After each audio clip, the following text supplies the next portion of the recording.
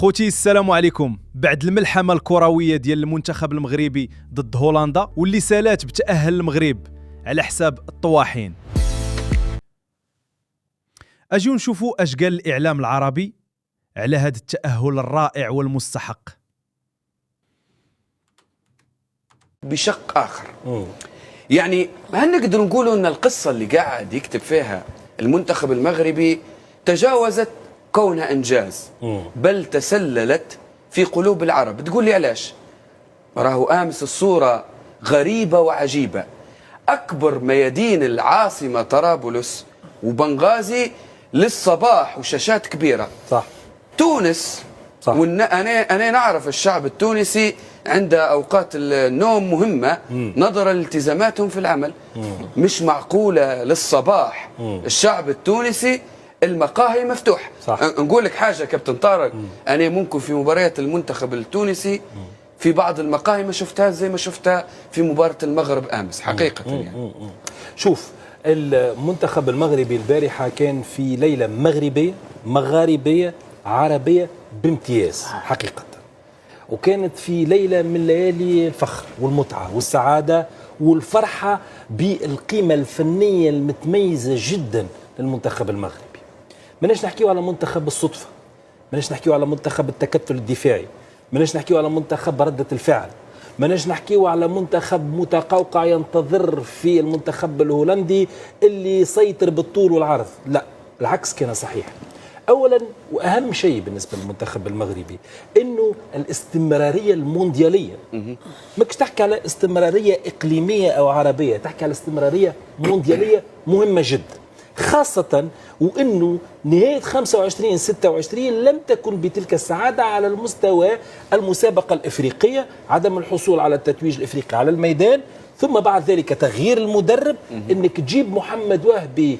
من الجميع يتساءل من يكون هذا الذي سيذهب بالمنتخب المغربي بنجومه ببونو ومزراوي وحكيمي وصبيري ويذهب بهم إلى المونديال الأمريكي أو الثلاثي باش يقارع كبار العالم ويمشي إلى نصف نهائي أو نهائي. مهم جدا، من الصعب بمكان أن تغير مدرب مونديالي حاصل على نصف نهائي كاس العالم ونهائي كاس افريقيا وكون فريق متميز، تجيب وتغيره بمدرب محلي مغربي. واهم حاجه صنعته الماكينه المغربيه وقت اللي توج بكاس العالم مع اقل من 20 عام، فهو الصنيعه الشكل والاصل المغربيه، وتعطيه المفتاح متاع المنزل المغربي وتقول له تفضل. مش هذاك فقط، القائمه صديقي قائمه مختلفه فيها 18 عام و17 عام و19 عام، وناس تلعب اول مونديال وكانهم يلعبون اخر مونديال.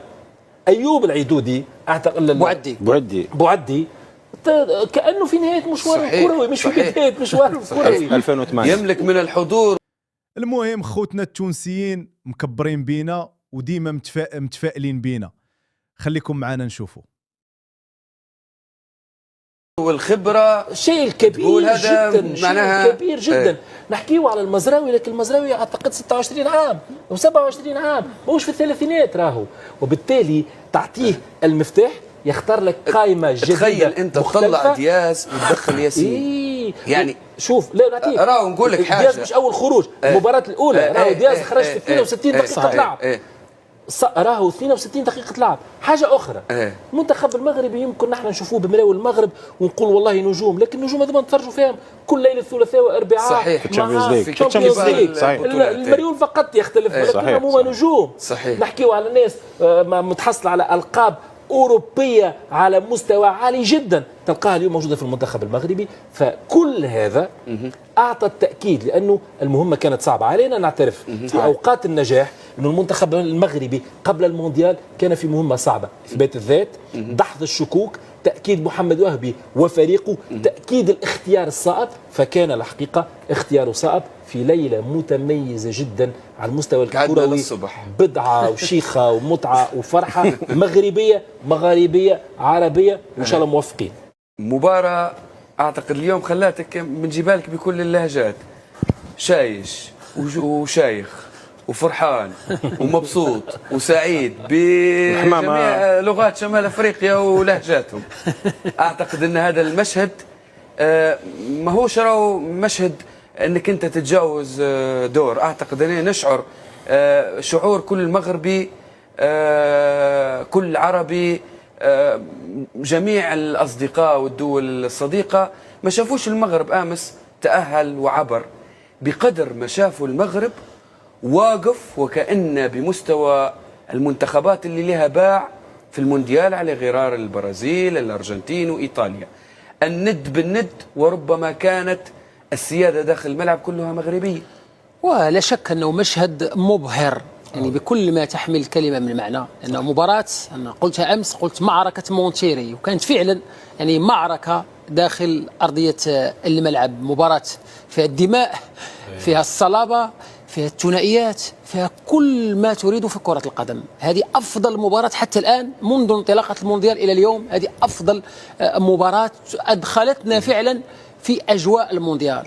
وصحيح يعني من غير الإنصاف أن أحد هذا المنتخبين يغادر من دور 32، ولكن طبيعة الحال التحديات يعني تكتب من خلال هذه المباريات الكبيرة، من خلال هذه العناوين العريضة. ومباراة المغرب وهولندا كانت عنوان عريض وعنوان بارز في مونديال 2026.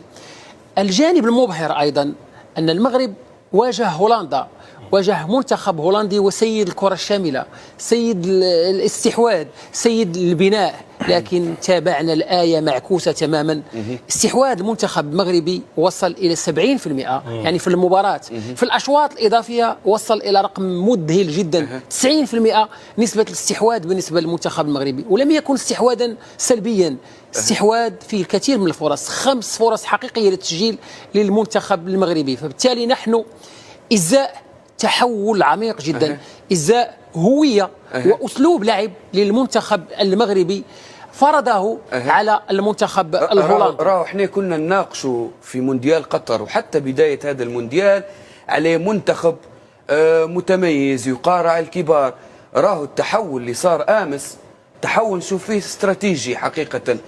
المنتخب المغربي يصنف اليوم وكأن منتخبات